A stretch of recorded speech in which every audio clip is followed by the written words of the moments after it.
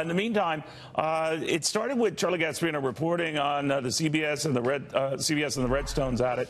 All of a sudden, there gets to be movement, activity in stock. Everyone talks about it. Everyone writes about it. Here he is to follow up on it. Charlie Gasparino, what the heck is happening now? Well, now, let's back up a minute. This is an incredible case. I mean, the Delaware Chancery Court, which adjudicates most of the big business issues, disputes, usually discusses stuff about, like, are certain parties following the rules. Think about what they're doing now. Tomorrow, they're gonna decide whether the controlling shareholder of a company, a family-owned company, in this case the Redstones, Shari and Sumner, whether they Shari's the daughter, and Sumner ostensibly running things. And Sumner is ailing, so that's why Shari's running things. Sumner, a long-time takeover artist, media mogul, you name it. The court's going to decide tomorrow whether the board of CBS and management can take the control of the company away. And that board is being led by Les Moonves, the longtime CEO of CBS. Does not want this merger with Viacom. Does not want the merger that Shari is forcing down his throat with Viacom because he believes they're suing over it. And they're suing over it. That's the injunction. Now, here is how smart Les Moonves is. He thinks he has strong legal game here. When I'm hearing from people inside CBS, he's thinking long term. When CBS, he wants to run CBS. That's his first goal, is to basically run it solo. But he is actually thinking long term and conceding to the people inside CBS. We've gotten this from sources inside the company that the ultimate outcome of all this, if he wins, if he wrests control of CBS from the Redstones, would be a sale or a merger of CBS. That it is almost inevitable that this is going to come up because content plays, particularly with all the stuff that's going on, with cord cutting, with the fact that you have big tech involved in media and entertainment right now.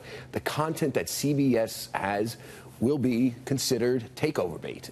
But hasn't she counted that you don't do this, you're out, every member of the board is out? I mean, this is getting crazy. Well, that's the separate argument. Let's just say he wins. Now, the thing is, he has to win. And this is getting crazy. But if he doesn't, then... If he doesn't win... He's gone. Presumably the board could be gone. Yeah, and guess what? He doesn't care. He doesn't care. And he doesn't care for two reasons. One, he thinks he's going to go down in history as a shareholder activist because he says Viacom's assets, Nickelodeon, MTV, are kind of crummy.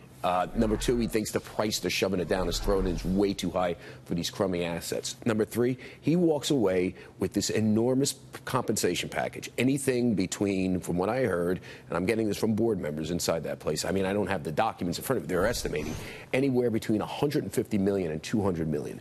Not only that... He wins either way. Yeah, not only that, they have to allow him to do some movie production or production of certain programming. I mean, he still is going to have a lot of fun and be rich. So he's looking at this. And he'd be the highest priced free agent out there in the entertainment world. The next 2 days are going to be huge because if the Chancery Court, if you think about it, if they really do weigh in on this in Moonves' favor, they have told every family-owned media company, and we work for one of them, you can be upended theoretically by your board if you don't have the majority share. Remember, these companies are generally controlled by families. They have the controlling shareholders. They're not the biggest shareholders.